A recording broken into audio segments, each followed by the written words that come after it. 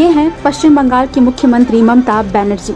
कई सालों से सत्ता पर इनका कब्जा है, लेकिन फिर भी कोलकाता आरजी-कर मेडिकल हॉस्पिटल के अंदर महिला डॉक्टरों को सुरक्षा तक नहीं दे पाई और एक दरिंदे ने लेडी डॉक्टर को नोच खाया। 9 अगस्त को हुए लेडी डॉक्टर के साथ रेप की वारदात के बाद पूरा हॉस्पिटल सवालों के घेरे में है। अस्पताल के बड़े अधिकारी से लेकर जूनियर्स पर भी सवाल उठ रहे हैं कि क्या इनकी मिली भगत से डॉक्टर के साथ ये हैवानियत की गई है। इसी कड़ी में अब जो खुलासा हुआ है उससे डॉक्टर रेप मर्डर की गुत्थी और भी उलझ गई है। TV9 भारतवर्ष की रिपोर्ट की माने तो कोलकाता रेप मर्डर को लेकर एक लेडी डॉक्टर का ऑडियो वायरल हुआ है, जिसमें उसने पीड़िता के रेप और मर्डर के लिए मेडिकल कॉलेज के स्टाफ पर गंभीर आरोप लगाए हैं। डॉक्टर ने दावा किया कि इस घटना को पूरी प्लानिंग के साथ अंजाम दिया गया है।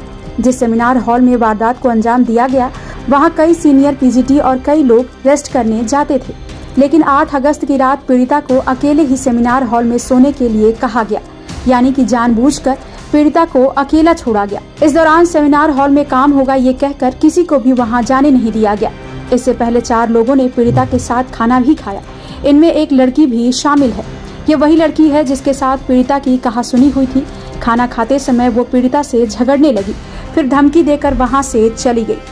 इसके बाद उसके दोस्तों ने जमकर शराब पी और फिर वापस आकर पीड़िता पर हमला किया। 2 लोगों ने उसके दोनों हाथ पकड़े। इंटर्न लड़की ने भी उसकी मदद की, उसे जोर से खींचकर पटक दिया। जोर से पटकने की वजह से ट्रेनी डॉक्टर का पेल्विक बोन टूट गया, फिर कॉलर बोन टूट गया।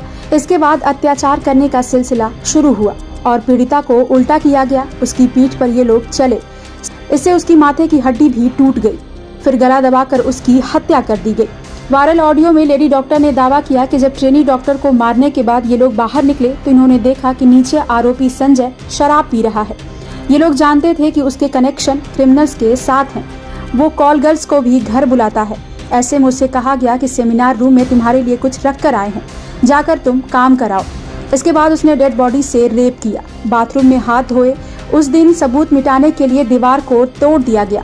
बाथरूम की जगह को भी तोड़ा गया। कहा गया कि वहाँ रूम बनाएंगे। ऐसे में ये बात साफ हो गई है कि लड़की के गुस्से की वजह से ही पीड़िता को तड़पा कर मौत के घाट उतार दिया गया, जिसकी जानकारी हॉस्पिटल के बड़े अधिकारियों को भी थी, लेकिन उन्होंने कुछ भी नहीं किया। बल्कि 9 अगस्त को पीड़िता की लाश बरामद होने के बाद उसके घर वालों को बताया गया कि आपकी बेटी ने आत्महत्या कर ली है, जबकि पीड़िता की बॉडी आधी रात को हुई खौफनाक वारदात की कहानी बयां कर रही थी। लेकिन बड़े अधिकारी अंत तक इसे आत्महत्या बताने पर जोर डालते रहे, यहाँ तक कि पीड़िता के माता पिता को सेटलमेंट के लिए फोर्स किया गया। हालांकि क्राइम तक इस बात की पुष्टि नहीं करता है, लेकिन अगर ये सच है तो CBI को पीड़िता के साथ खाना खाने वाले उसके साथियों को गिरफ्तार करना चाहिए। इस खुलासे से पूरा हॉस्पिटल अब सवालों के घेरे में खड़ा है, क्योंकि इस अपराध की जड़ें काफी गहरी लग रही हैं, जिन्हें बचाने का काम किया जा रहा है।